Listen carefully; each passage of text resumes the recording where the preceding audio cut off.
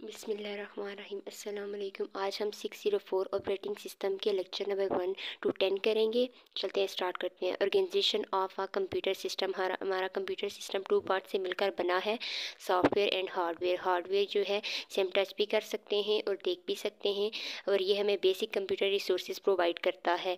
उसके बाद है ऑपरेटिंग सिस्टम। ऑपरेटिंग सिस्टम हमारा जो है वो मैनेज करता है हमारे हार्डवेयर को, हमारी इनपुट आउटपुट डिवाइसेस को। जो हमारी इनपुट और आउटपुट डिवाइसेस हैं, कोई इलीगल इंस्ट्रक्शन ना जनरेट कर दें। एप्लीकेशन प्रोग्राम वो प्रोग्राम होते हैं जो यूज़र अपने बेनिफिट के लिए यूज़ करता है। यूज़र वो जो हमारा कंप्यूटर को यूज़ करते हैं उसे हम यूज़र कहते हैं। नेक्स्ट चलते हैं। Purpose of a computer setting the stage of OS concept and principles. Operating system जो है हमारा किन किन कंसेप्ट से मिलकर बना हुआ है। हमारा जो ऑपरेटिंग सिस्टम है वो फर्स्ट सर्विस जो प्रोवाइड करता है वो मैनेज सेकेंडरी स्टोरेज डिवाइस है। सेकेंडरी के बाद मैनेज प्राइमरी स्टोरेज डिवाइस हमारी रैम और रोम, और मैनेज प्रोसेस। ये हमारी 3 सर्विस जो प्रोवाइड करता है। वैसे सर्विस तो बहुत सारी प्रोवाइड करता है, लेकिन यहाँ जो है सर ने 3 ही मेंशन की हैं। Manage secondary storage device allocate appropriate amount of disk space when file are created. मतलब जब हमने फ़ाइल क्रिएट करनी है तो क्या हमने उसे इतनी ही स्पेस जितनी दी है, जितनी एक फ़ाइल को चाहिए थी। Deallocate space when file are removing. हमारी जब फ़ाइल को हम रिमूव करते हैं तो उस फाइल को इरेज कौन करता है, हमारा operating system. New file ensure that of new file and does not overwrite an existing file. जो हमारी न्यू फाइल है क्या वो किसी और फाइल के ऊपर तो नहीं ओवरराइट हो रही, इसको भी हमारा मैनेज कौन करता है, हमारा ऑपरेटिंग सिस्टम। शेड्यूल रिक्वेस्ट ये भी मैनेज करता है हमारा ऑपरेटिंग सिस्टम। आप मैनेज प्राइमरी स्टोरेज डिवाइस, हमारी रैम और ROM. Allocate appropriate amount of memory space when program are to be loaded in the memory for executing. कहता है कि मेमोरी के अंदर एक स्पेस एलोकेट करते हैं प्रोसेस के लिए। जब प्रोग्राम लोड होता है तो हार्डवेयर रैम रोम में ही होता है। और allow executing of program large in size than the available main memory. Manage process मतलब आपने जो है मल्टीपल प्रोसेस जो एट द सेम टाइम जो है कर रहे हूँ, तो उन्हें कौन मैनेज करता है, ऑपरेटिंग सिस्टम। जैसे आपने एमएस वर्ड भी ओपन कर दिया और जो है पावर पॉइंट भी ओपन कर दिया और एक सॉन्ग भी प्ले कर दिया, तो इन मल्टीपल प्रोसेस को कौन मैनेज करेगा, आपका operating system. Prevent deadlock between processes. मतलब जब आपने मल्टीपल प्रोसेस जो हैं वो कर रहे होंगे तो उनको जो है एक सिचुएशन आ जाएगी डेडलॉक की, तो उस सब को मैनेज कौन करेगा, हमारा operating system. Allow a user to manage his sir file and directories properly. ये यूज़र को अलाउ करता है कि वो अपनी फ़ाइल को मैनेज कर सके। What is operating system. Operating system के 2 व्यूज़ हैं, एक टॉप डाउन व्यूज़ है और एक जो है बॉटम अप व्यू है। टॉप डाउन व्यू में जो है यूज़र और कंप्यूटर के दरमियान ऑपरेटिंग सिस्टम जो है इंटरमीडिएट की तरह काम करता है, और जो है बॉटम अप व्यू है उसमें हमारा ऑपरेटिंग सिस्टम जो है हार्डवेयर और सॉफ्टवेयर के दरमियान एक जो है मैनेजर की तरह काम करता है।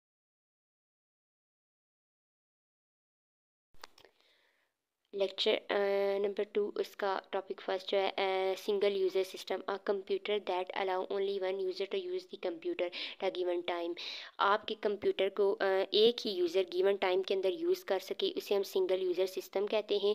For example DOS, window and Mac, Linux और यूनिक्स ऑपरेटिंग सिस्टम। ये run single user mode. Batch user directly अपने सिस्टम से इंटरेक्ट नहीं कर रहा होता, वो एक जॉब प्रिपेयर कर रहा होता है। वो एक जॉब प्रिपेयर कर रहा होता है।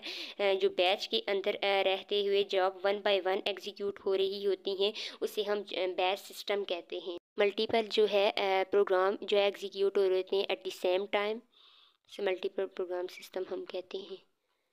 नेक्स्ट चलते हैं। a time sharing system, multi-user multi process and interactive system. Time sharing system में आपके यूज़र को एबिलिटी मिल रही होती है कि आप अपने प्रोग्राम को कभी भी क्लोज कर सकते हैं। For example Unix, Linux, window NT server and window 2000 server at time sharing system. Real time system आपने एक प्रोसेस स्टार्ट कर दिया है, जब तक वो कंप्लीट नहीं होगा वो सीपीयू को नहीं छोड़ेगा। तो ये हमारे होते हैं हार्ड रियल टाइम सिस्टम। और उसके बाद जो है soft real time system. Soft real time system में आपके क्रिटिकल टास्क को प्रायोरिटी दी जाती है और वो पहले जो है क्रिटिकल टास्क को एग्जीक्यूट करता है। देन इंटरप्ट के बारे में बात करेंगे। इंटरप्ट जो है वो एक सिग्नल है जो हार्डवेयर जनरेटेड सिग्नल है। ट्रैप जो है सॉफ्टवेयर जनरेटेड सिग्नल है।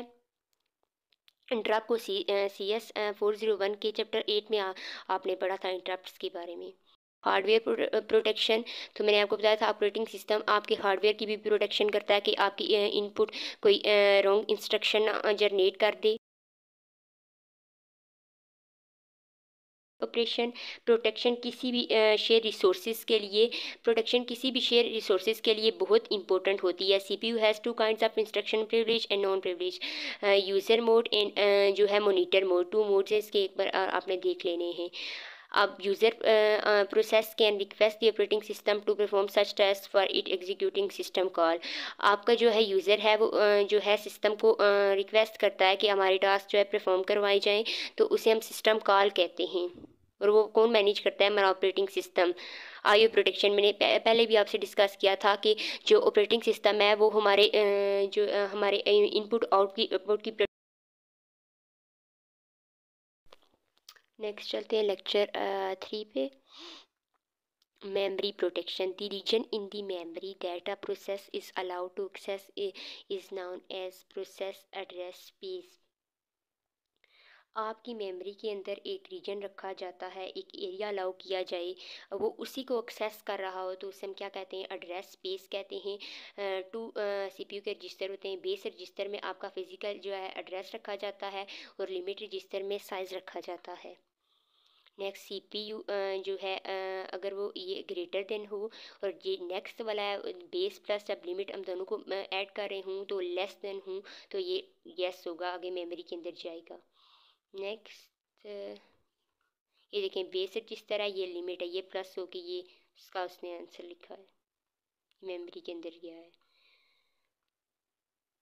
CPU protection, multi programming time जो है हर प्रोसेस के लिए एक फ़िक्स टाइम जो है एग्जीक्यूट कर दिया जाता है, तो वो उसी जो है टाइम के अंदर रह कर जो है अपने टास्क जो है कंप्लीट करता है। नेक्स्ट चलते हैं OS की कंपोनेंट्स। प्रोसेस मैनेजमेंट कहता है ऑपरेटिंग सिस्टम प्रोसेस मैनेजमेंट, जितने भी हमारे प्रोसेस जो हैं एग्जीक्यूट हो रहे हैं उनको मैनेज करता है हमारा operating system. Main memory management कहता है main memory is a large array of word और बाइट कॉल्ड मेमोरी लोकेशन।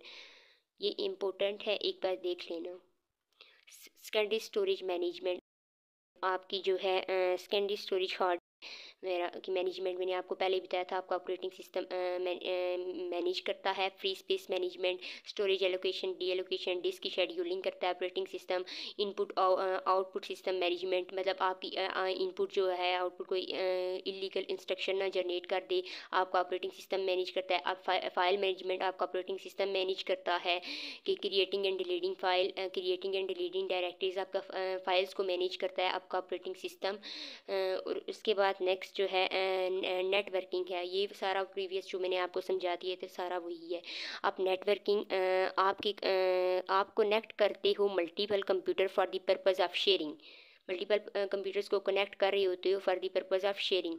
उसके बाद नेक्स्ट जो है कमांड लाइन इंटरप्रेटर शेल, इसे हम शेल भी बोलते हैं, शेल भी कहते हैं। ये एक इंटरफेस होता है यूज़र और ऑपरेटिंग सिस्टम के बिटवीन, यूज़र की कमांड को एग्जीक्यूट करता है। उसके बाद है operating system services. Operating system की सर्विसेज जो है program execution, input output operation, file system manipulation, communication, error detection, ये सब करता है हमारा ऑपरेटिंग सिस्टम करता है। दिस सिस्टम मस्ट प्रो, ये आपने एक बार सारे देख लेने। एरर डिटेक्शन आपका जो है ऑपरेटिंग सिस्टम मैनेज करता है कि जितने भी प्रोसेस जो एग्जीक्यूट हो रहे हैं उनमें कोई एरर आ जाएगी तो उसको डिटेक्ट कौन करता है? आपका operating system. Resource allocation, multiple user जो है लॉगिन हो जाते हैं आपके सिस्टम के अंदर एट द सेम टाइम, और मल्टीपल जॉब्स रन हो रही होती हैं। हर प्रोसेस डिफरेंट टाइम एग्जीक्यूट करने, हर एक जो प्रोसेस है वो एक अलग टाइम लेता है एग्जीक्यूट होने के लिए। तो ये सब कुछ जो है मैनेज कौन करता है, हमारा ऑपरेटिंग सिस्टम मैनेज करता है। जो है entry point into kernel, kernel जो होता है वो हमारा ऑपरेटिंग सिस्टम का जो है कोर एरिया कर्नल कहलाता है। सिस्टम कॉल, जब भी provide interface between process and operating system, system call जो है वो एक इंटरफेस प्रोवाइड करता है जो प्रोसेस और ऑपरेटिंग सिस्टम के बिटवीन, और ये असेंबली लैंग्वेज में लिखी जाते हैं सिस्टम कॉल्स। नेक्स्ट हम लेक्चर नंबर 4 पे चलते हैं, layer approach, operating system structure. Layer approach है, बॉटम जो हमारी लेयर होती है वो हार्डवेयर की होती है, जिससे हाईएस्ट लेयर जो होती है लेयर एन जो यूज़र इंटरफेस की लेयर है, वो एस ऑपरेटिंग सिस्टम की लेयर एम जो है बॉटम लेयर है। नेक्स्ट चलते हैं, अब जो है वी एम वर्चुअल मशीन। हम अपनी विंडो के अंदर जो है सॉफ्टवेयर इंस्टॉल यूबंटू करते हैं, वर्चुअल बॉक्स करते हैं, हम विंडो के अंदर रहते हुए जो है लिनक्स का इन्वायरमेंट जो है क्रिएट करते हैं। तो ये जो है वर्चुअल मशीन हम इसे कहते हैं। ये भी आप कर सकते हैं, जावा वर्चुअल मशीन, जो मर्जी आपको दिल करे वो एग्जाम्पल करें आप। System design and implementation. Design goal हमारे ये टू बेसिक्स ग्रुप होते हैं, एक यूज़र गोल होता है, एक सिस्टम गोल। यूज़र का गोल जो होता है वो उसका यह होता है कि इजी टू यूज़ हो, आपका जो सिस्टम है इजी टू यूज़ हो, रिलायबल हो, सेफ़ हो, फास्ट हो, और people who design implement and operate the system. और सिस्टम का जो गोल होता है इजी टू डिज़ाइन हो, इजी टू इम्प्लीमेंट हो एंड इजी टू मेंटेन हो। Mechanism, how to do something, हमें ये चीज़ कैसे करनी है, और पॉलिसी का व्हाट विल बी डन का मतलब कि क्या हो रहा है। अब नेक्स्ट चलते हैं, a path name is list of directories separated by slash। Path name जो है लिस्ट ऑफ डायरेक्टरीज है जिसको सेपरेट नेम्स को सेपरेट किया जाता है स्लैश के साथ। फॉर एग्जांपल मैं आपको दिखा देती, ये देखें स्लैश लगी यूएससी और आगे स्लैश एचपी स्लैश। चलते नेक्स्ट जो है होम डायरेक्टरी। होम डायरेक्टरी जब आप लॉगिन होके आते हैं अपने सिस्टम में, तो जो एरिया शोर होता है फर्स्ट पे, तो वो होता है लॉगिन डायरेक्टरी, हम उसे कहते हैं। ये हमारी कॉन्फ़िगरेशन फाइल्स को स्टोर करता है। डायरेक्टरीज के structures, the root directory not be concerned with the root account is similar the drive letter windows cd, या फिर ड्राइव्स के बारे में बात की जा रही है। उसके बाद slash boot essential system boot files including the kernel image। Linux uses this directory to store a system configuration, यह आपकी configuration files को स्टोर करता है। ये सारी आपने जो मैंने इम्पोर्टेंट पे जस्ट हाईलाइट किया हुआ है और आपने देख लेनी है सारी एक बार। Optional use for storage of large application package, और ये जो TMP हमारी टेम्परेरी फाइल्स को स्टोर करता है, और जो यूज़र है ये रीड ओनली डायरेक्टरीज है, ये हमारी वेरिएबल फाइल्स को कंटेंट्स करता है।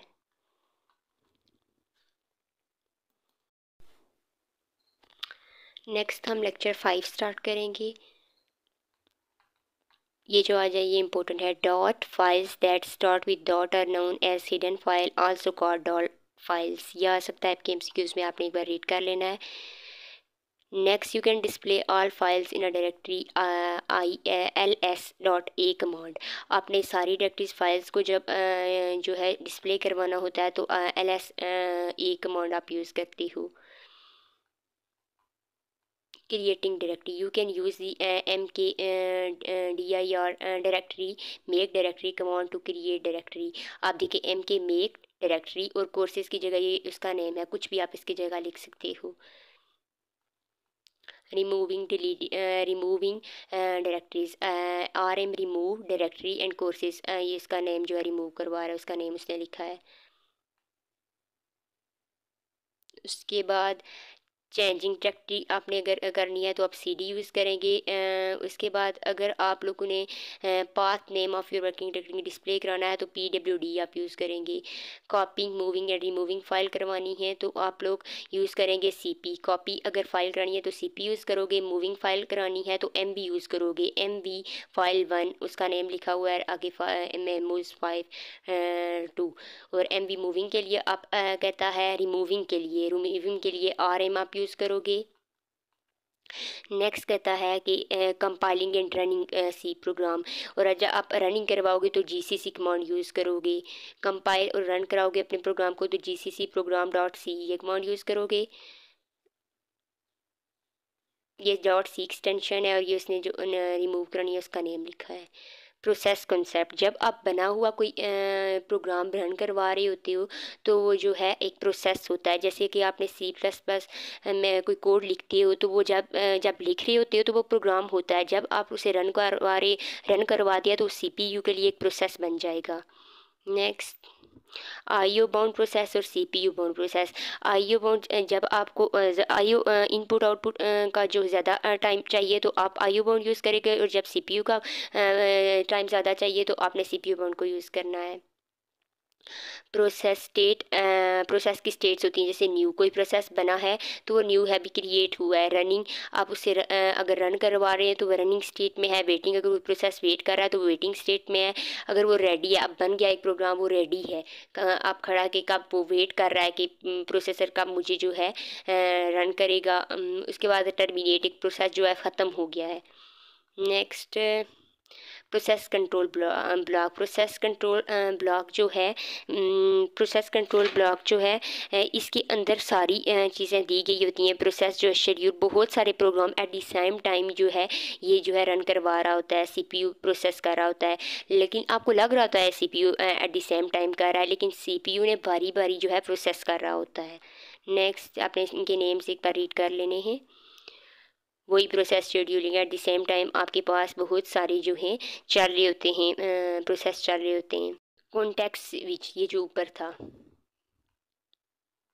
जॉब क्यू, आपने कोई जॉब क्यू जो है as processor enter the system they are put into a job queue. This queue consist of all process in the system, ready queue, device queue, और ये सारे आपने एक बार रीड कर लेने हैं। नेक्स्ट चलते हैं। शेड्यूलर, ये शेड्यूलर वही जो मैंने आपको कहा है कि आपके जो मल्टीपल प्रोग्राम है वो चल रहे होते हैं, उन्हें जो है बारी बारी जो है सीपीयू प्रोसेस करवा रहा होता है। आप next lecture 6 process creation. The creating process is called a parent process, while the new process are called the children of that process. New process create किया जाता है, उसको हम पेरेंट प्रोसेस कहते हैं, और एक प्रोसेस पहले से क्रिएट किया हुआ है, वो खुद से एक प्रोसेस क्रिएट कर ले, उसको हम चिल्ड्रन प्रोसेस कहते हैं। अब जो चिल्ड्रन प्रोसेस क्रिएट हुआ है उसको सीपीयू टाइम भी चाहिए, मेमोरी भी चाहिए, आईओ डिवाइसेस भी चाहिए। नेक्स्ट ये जो है the parent continues to execute concurrently with its children. The parent waits until some or all of its children have terminated. कहता है कि जो पेरेंट है वो चिल्ड्रन के एक ही पेरेंट और चिल्ड्रन जो है एक साथ एक ही टाइम में जो है एग्जीक्यूट हो जाएंगे। उसके बाद नेक्स्ट जो सेकंड वाला पॉइंट है वो कहता है कि पेरेंट है जो वो वेट करेगा जब तक उसका जो है चिल्ड्रन वो ना टर्मिनेट हो जाए। There are also two possibilities in terms of address space of the new process. The children process is duplicate of the parent process. The children process has a program loaded into child process. The child process is a duplicate of the parent process. The child process has a program loaded into it. कहता है कि जो child process है वो duplicate होता है parent process का, और चाइल्ड प्रोसेस में एक प्रोग्राम लोड किया जा रहा होता है। नेक्स्ट हम लोग new process is created by the fork system call. एक न्यू प्रोसेस क्रिएट होता है, इसे हम फॉर्क सिस्टम कॉल कहते हैं। Next process termination. Process termination के बारे में बात की जा रही है। कहता है जब एक प्रोसेस फिनिश हो जाता है तो ऑपरेटिंग सिस्टम कॉल करता है कि डिलीट कर दो by using exit system call. जितनी भी मेमोरी उस प्रोसेस ने रिजर्व की होती है तो वो जो है डीएलोकेट हो जाती है। fork system call, when the fork system call is execute a new process is created। जो न्यू प्रोसेस क्रिएट किया जाता है उसे हम fork system call कहते हैं। the original process is called the parent process और whereas the process is called child process। ये सेम उसी की तरह जैसे हमने नीचे चिल्ड्रन और प्रोसेस और पेरेंट प्रोसेस पढ़े। फॉर्क सिस्टम कॉल तब की जाती हैं जब आपने न्यू प्रोसेस क्रिएट किया हो। उसके बाद नेक्स्ट कहता है next lecture 7 wait system call. कहता है the wait system call suspend the calling process until one of the immediate children terminate until. कहता है कि जो हमारी वेट सिस्टम कॉल है, जब आप वेट सिस्टम कॉल करते हैं तो जितने प्रोसेस चल रहे होते हैं, जितने भी वर्किंग आपके पेरेंट और चाइल्ड कर रहे होते हैं, वो स्टॉप हो जाती है, रुक जाती है सिस्टम कॉल से। Next zombie process. जुम्बी जो प्रोसेस होता है, जो चाइल्ड प्रोसेस है वो टर्मिनेट अगर हो गया है तो, लेकिन आपके जो पेरेंट प्रोसेस के पास उसका जो टर्मिनेट होने वाला मैसेज नहीं गया, पेरेंट प्रोसेस को नहीं पता कि वो टर्मिनेट हो गया है, तो इसे हम जुम्बी प्रोसेस कहते हैं। नेक्स्ट ये जो कॉल है ये यूज़ की जाती है फॉर कॉल के बाद। नेक्स्ट आपका कोऑपरेटिंग प्रोसेस है। कोऑपरेटिंग प्रोसेस के बारे में बात की जाए, ये प्रोसेस होते हैं वो इंडिपेंडेंट होते हैं, ये किसी पे डिपेंड नहीं कर रही होती। जैसे कि आपने एमएस वर्ड ओपन कर दिया और क्रोम ओपन कर दिया तो और एक जो है आपने म्यूज़िक जो है आपने कोई सॉन्ग प्ले कर दिया, तो ये जो है प्रोसेस जो एक दूसरे पर डिपेंड तो नहीं कर रही ना, ये इंडिपेंडेंट है। आप अगर एमएस वर्ड को क्लोज़ करो तो साथ जो है पावर पॉइंट भी क्लोज़ हो जाए, ऐसा नहीं होगा, ये इंडिपेंडेंट हैं। इंफॉर्मेशन शेयरिंग, इंफॉर्मेशन शेयर कर रहे होते हैं। कंप्यूटेशन स्पीड अप और मॉड्यूलैरिटी, कन्वीनियंस, ये आपने सारा एक बार देख लेना है, इतना इम्पोर्टेंट नहीं है। कंज्यूमर और प्रोड्यूसर, ये प्रोड्यूस कर रहा है और ये कंज्यूम कर रहा है। नेक्स्ट लेक्चर 8 ये जो है इंटर प्रोसेस कम्युनिकेशन। इसके आगे से जो है मैसेज पासिंग सिस्टम ये जो सर्विसेज प्रोवाइड कर रहा है। नेक्स्ट डायरेक्ट कम्युनिकेशन और कहता है मैसेज पासिंग सिस्टम, मतलब कि एक जो है मैसेज ए पॉइंट पी से क्यू तक आपने मैसेज जो है कम्युनिकेशन कराया, आप कम्युनिकेट कर रहे हैं एक प्रोसेस से दूसरे प्रोसेस के दरमियान। नेक्स्ट जो है डायरेक्ट कम्युनिकेशन, मतलब आपने किसी को कॉल कर दी तो वो डायरेक्ट कम्युनिकेशन है। आपने कॉल की तो रिसीवर ने वो कॉल उठाई और आपसे बात की, तो ये जो है डायरेक्ट कम्युनिकेशन है। Send P message and receive Q message. Next जो है इनडायरेक्ट कम्युनिकेशन, जैसे आपने मेल किसी को सेंड की तो मेल बॉक्स जब तक वो पहुँचे नहीं, अगर रिसीवर तक उसे नहीं पता, उसे नहीं समझ होगी, तो ये send a message and receive a message, receive a message from a mail box, ये मेल बॉक्स से रिसीव करेगा अपने मैसेज को। सिंक्रोनाइजेशन कहता है communication between process take place by calls to send and receive primitive functions message passing में भी अच्छा ब्लॉकिंग और non blocking also call synchronous and asynchronous. कहता है जो एक मैसेज जाए तो मतलब आपने एक मैसेज सेंड किया, दूसरे तक पहुंच गया, रिसीवर को समझ आ गई, और आपने एक मैसेज सेंड किया तो रिसीवर उसे देखे नहीं गा तो उसे समझ तो नहीं आएगी, तो वो एसिंक्रोनस होंगे। आगे इनके 3 blocking send, non blocking send, blocking receive, non blocking receiver, ये आपने एक बार एडिट कर लेने। उसके बाद बुफरिंग। बुफरिंग कहता है जो बुफरिंग है वो एक टेम्परेरी तौर पर डाटा को जो है स्टोर करती है। Zero capacity, bound capacity and unbound capacity. जो ज़ीरो कैपेसिटी होती है उसमें मैक्सिमम लेंथ ज़ीरो होती है, और जो बाउंडेड कैपेसिटी होती है वो फाइनाइट लेंथ एन तक होती है, और इसकी जो अनबाउंडेड कैपेसिटी है वो इनफाइनाइट लेंथ है इसकी। उसके बाद यूनिक्स और लिनक्स की आईपीसी टूल्स, पाइप है, एनिमेट पाइप है, बीएससी सॉकेट है, टीएलआई है, मैसेज क्यू है, शेयर्ड मेमोरी है, एटीसी, ये आपने एक बार रीड कर लेने हैं। उसके बाद रीड राइट जो है इसको ये कॉल्स क्या करती हैं ये एक बार आपने रीड कर लेना है, इतना इम्पोर्टेंट नहीं है। पाइप्स क्या करते हैं? पाइप्स जो है प्रोसेस के दरमियान कम्युनिकेशन करवाते हैं। एक स्टैंडर्ड आउटपुट को दूसरी स्टैंडर्ड इनपुट से, एक आउटपुट को दूसरी इनपुट से कनेक्ट करवा रहे होते हैं ये पाइप। आउटपुट को स्टैंडर्ड आउटपुट को एक स्टैंडर्ड इनपुट से कनेक्ट करवा रहा होता है हमारी ये पाइप। नेक्स्ट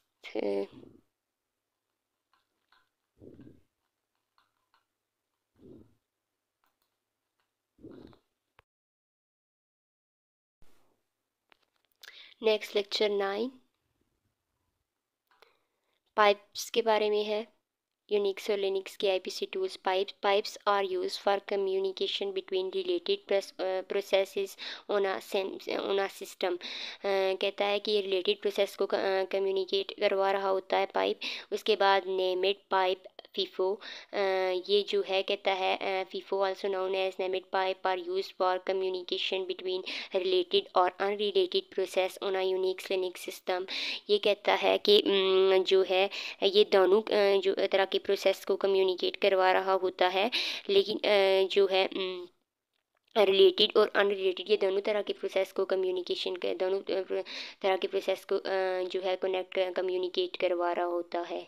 ये वाला दोनों तरह के प्रोसेस को कम्युनिकेट करवा रहा होता है। नेक्स्ट जो है BSD socket. The BSD sockets are use for communication between related or unrelated process on the same system और unrelated processes on different system as shown figure.